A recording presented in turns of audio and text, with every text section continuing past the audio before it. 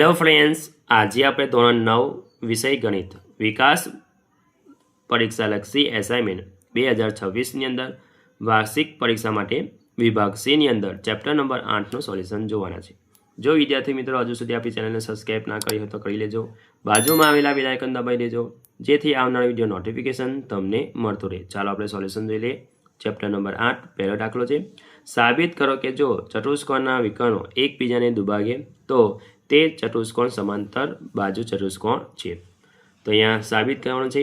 તો પહેલો પક્ષ ચતુષ્કોણ ABCDમાં AC અને BD દુભાગે છે તો OA બરાબર OC અને OB બરાબર OD। સાધ્ય AB બરાબર CD અને AD બરાબર BC। અહીંયા આકૃતિ પેન્સિલની દોરવાની છે વિદ્યાર્થી મિત્રો। સાબિત કરો કે ત્રિકોણ AOB અને OCOD માટે OA બરાબર OC પક્ષ પર આપેલું છે, OB બરાબર OD એ પણ પક્ષ પર આપેલું છે, માટે ખૂણો AOB બરાબર ખૂણો COD અભિકોણ, માટે ત્રિકોણ AOB એકરૂપ ત્રિકોણ COD બાખું બા। AB બરાબર CD CP CD। હવે એ જ રીતે CD બરાબર BC સાબિત થાય છે। બીજું, સાબિત કરો કે ત્રિકોણની બે બાજુઓ મધ્યબિંદુઓને જોડતો રેખાખંડ ત્રીજી બાજુને સમાંતર હોય। તો પક્ષ ત્રિકોણ ABCમાં ABનું મધ્યબિંદુ D અને ACનું મધ્યબિંદુ E છે, માટે સાધ્ય DE સમાંતર BC। આકૃતિ પેન્સિલથી દોરવાની છે। સાબિતી AB સમાંતર FC દોરો। ત્રિકોણ AED અને ત્રિકોણ CEF માટે AE બરાબર CE નું મધ્યબિંદુ, માટે ખૂણો DAE બરાબર ખૂણો ECF અંતઃયુગ્મકોણ। તો ખૂણો AED બરાબર ખૂણો CEF અભિકોણ, માટે ત્રિકોણ AED એકરૂપ ત્રિકોણ CEF ખૂબાખૂ, માટે AD બરાબર CF। સમીકરણ નંબર 1। તો AD બરાબર BD પક્ષ પરથી, માટે સમીકરણ 1 અને 2 પરથી CF બરાબર DB।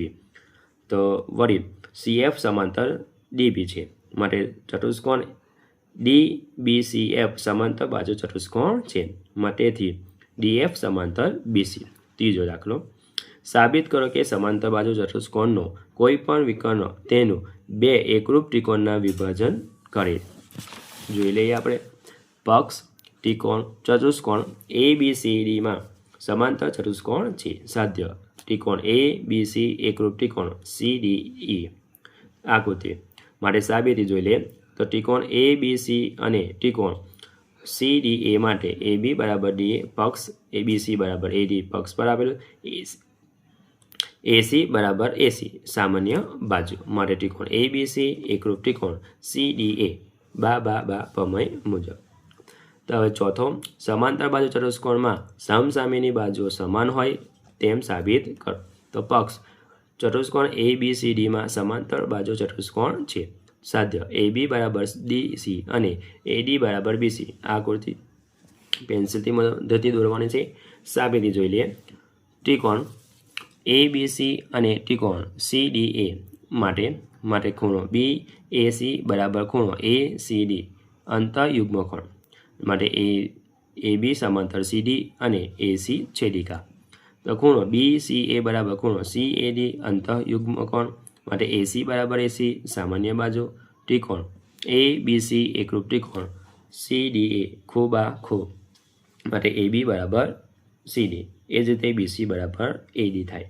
પાંચમું, સાબિત કરો કે ત્રિકોણ એક બાજુના મધ્યબિંદુમાંથી બીજી બાજુને સમાંતર દોરેલી રેખા ત્રીજી બાજુને દુભાગે છે। તો પક્ષ જોઈ લે। ત્રિકોણ ABCDમાં DE બરાબર સમાંતર BC। સાધ્ય E એ ACનું મધ્યબિંદુ છે। તો આકૃતિ આ જ પ્રમાણે થશે। ABCD અહીંયા આપણે CF કિરણ દોરવાનું છે। તો સાબિતી જોઈ લે। AB સમાંતર FC દોરો, તો EF ને જોડો, માટે DE સમાંતર BC પક્ષ, માટે DF સમાંતર BC। અહીં DBCF સમાંતર બાજુ ચતુષ્કોણ છે, માટે DB બરાબર FC, માટે DB એકરૂપ FC। સમીકરણ નંબર 1। તો AD બરાબર DB પક્ષ, સમીકરણ નંબર 2 પરિણામ 1 અને 2 પરથી, તો AD બરાબર FC થાય એટલે સમીકરણ નંબર 3. તો ત્રિકોણ AED અને ત્રિકોણ CEF માટે AD બરાબર FC પરિણામ નંબર 3 પરથી માટે ખૂણો AED બરાબર ખૂણો CEF અભિકોણ તો ખૂણો DAE બરાબર ખૂણો ECF અંતયુગ્મ કોણ તો માટે ત્રિકોણ AED એકરૂપ ત્રિકોણ CEF ખૂબા તો AE બરાબર EC તો EA ACનું મધ્યબિંદુ છે એમ સાબિત થાય છે.